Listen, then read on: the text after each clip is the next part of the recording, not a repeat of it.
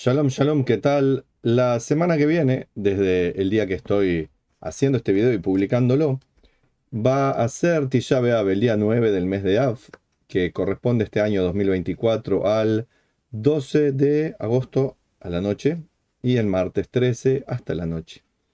¿Qué es Tisha B'Av? El origen de Tisha B'Av se remonta a la destrucción del primer templo de Jerusalén, según nos dice la historia, en el 586 antes de la era común, y también fue destruido en el mismo día el segundo templo en el año 70 de la era común. Así que ambos eventos, sorprendentemente, ocurrieron en la misma fecha, 9 de Av, con tantos años de diferencia, menos 586 al más 70. Es como que esa fecha tiene un imán para las cosas negativas. Realmente, sí, es así, pasaron cosas anteriormente. El Tisha B'Av fue en la noche del 8 que vinieron los exploradores a contar y dijeron, no podemos entrar a la Tierra, que es muy difícil, que hay gigantes. Y los varones mayores de edad se pusieron a llorar y a quejarse. Y ahí Dios dijo, ok, no quieren entrar, no entren. Y nos quedamos 40 años fuera de la Tierra de Israel. Y los mayores de edad que lloraron por no poder entrar, murieron en donde querían, fuera de la tierra de Israel. Así que ese fue el primer origen de Tisha B'Av, como el imán negativo que luego repercutió en la destrucción del primer templo, en la destrucción del segundo templo, y también ocurren varias tragedias a lo largo de la historia. Voy a mencionar una que es evidente que fue muy negativa para el pueblo judío, y fue en un 9 de Av, que fue la expulsión de los judíos de España en 1492. Venían siendo amenazados de esa expulsión. Se firmó el decreto 3 meses antes y finalmente en Tisha B'Av fueron expulsados. Coincidentemente, fue el mismo día que los barquitos de Colón salieron rumbo a lo desconocido. Ocurrieron otras cosas, algunas sí tienen relación con Tisha B'Av, otras la gente lo vincula, como por ejemplo el inicio de la Primera Guerra Mundial, que en realidad en sí mismo no tuvo nada que ver con una desgracia específica para el pueblo judío, pero hay gente que va sumando cosas. Y pasaron otras, como por ejemplo el atentado de la AMIA, un día después, y otros asuntos a lo largo de la historia, pero siempre está marcado esta fecha con negatividad, por eso los sabios nos dicen, desde el principio de Av hasta el 10 de Av, tenemos que disminuir nuestra alegría, tenemos que hacer costumbres de duelo. Y en Tisha B'Av es un día de ayuno completo, que es similar a Yom Kippur, donde nos abstenemos de comer y beber durante 25 horas, a no ser que el médico aconseje que sí o haya algún estado de salud, que aunque no haya médico, sepamos que tenemos que comer. Em, Personas que están a cargo de la seguridad de instituciones, soldados, etcétera. Pero el resto debería, que es judío obviamente, debería ayunar estas 25 horas. Desde el anochecer hasta el anochecer. Desde que se pone el sol este año, el lunes 12 de agosto, hasta que se ven 3 estrellas el martes 13. Y además del ayuno se observan otras prácticas que son típicas de este duelo. Por ejemplo, se lee el libro de Ejá, Lamentaciones se le llama en español, que es una lectura que se hace, se recita, porque tiene una melodía. Este año será el lunes de noche. Es un texto poético que describe la destrucción de Jerusalén y el templo, que lo escribió el profeta Jeremías.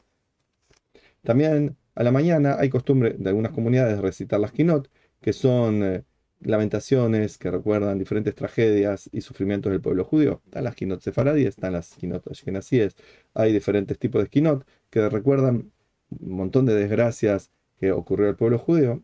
Algunas fueron generales, como la Shoah, o la destrucción de ambos templos, otras fueron particulares de ciertas comunidades, y eso es bueno que lo recordemos, que no lo olvidemos, es parte de nuestra historia y parte de nuestro legado de que no vuelva a ocurrir. Está prohibido en Tisha B'Av tomar baños y usar cosméticos, así que eso no se usa.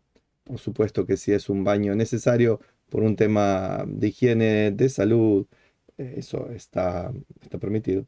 Se prohíbe usar calzado de cuero. Hoy en día ya no tiene mucho sentido, pero es una prohibición que existe hace milenios porque era considerado un símbolo de comodidad, de estatus también social, y al mismo tiempo era considerado como estás matando un animal para pisarlo. Así que desde ese momento no se usan calzado de cuero, otro tipo de calzado sí. Es también frecuente que en los momentos de duelo el calzado sea diferente, Por ejemplo, las personas que tienen un familiar directo que ha fallecido, en la semana de duelo suelen usar pantuflas o chancletas o ir de medias, no usar zapatos y menos de cuero. Pero acá estamos hablando específicamente de Tisha B'Av. Recordemos que Tisha B'Av, si bien comparte algunas costumbres y prácticas con Yom Kippur, son absolutamente diferentes los motivos de los ayunos y el sentido del día. Yom Kippur, aunque no lo parezca, es un día de alegría porque es la reconciliación con el prójimo, con uno mismo, con Dios. Es cuando recibimos la segunda tabla de la ley. Por el contrario, Tisha B'Av es un día de angustia. Y por eso mismo, aquellos que sienten placer estudiando Torah en Tisha B'Av limitan ese estudio de Torah a los textos que corresponden a asuntos trágicos, dramáticos, relacionados con el duelo. Por ejemplo, las historias que tratan de la destrucción del templo, no aquello que puede generar alegría al lector. ¿Cuál es la relevancia de Tisha B'Av en la actualidad? Un montón. Miren ustedes lo que pasó el 7 de octubre pasado y se darán cuenta que seguimos en el exilio, por más que tengamos la tierra de Israel y sea un país independiente, aparentemente fuerte, etcétera. Seguimos en el exilio, que ocurrió con la última destrucción del último templo. Y nos tiene que llevar a pensar qué de nuestras acciones mantienen este estado de exilio. ¿Por qué pudiendo vivir, como está acá el video a mis espaldas, en la espléndida Israel moderna, reconstruida, pujante, maravillosa, estamos siempre en conflicto, en guerra? ¿Por qué nos quieren atacar no solamente en Israel, sino en otras partes del mundo? ¿Qué podemos lograr nosotros para poder vivir en paz? ¿Qué hace que el templo aún no esté construido? Entonces, quizás tengamos que pensar en las cosas que llevaron a las destrucciones del templo y reflexionar qué de nuestras acciones actuales mantienen ese estatus negativo. Por ejemplo, nos olvidamos de la importancia de la unidad, la importancia de estar juntos ante los factores externos, pero también para apoyarnos en los momentos de alegría. Porque recordemos que la destrucción del segundo templo lo atribuyen los sabios al odio gratuito. Y solamente va a poder ser reconstruido el templo cuando haya amor gratuito. Que no haya ninguna necesidad de estar exigiendo a las personas, amate a tu prójimo como a tú mismo, sino que la gente va a sentirlo como una forma natural, por más que existe el mandamiento.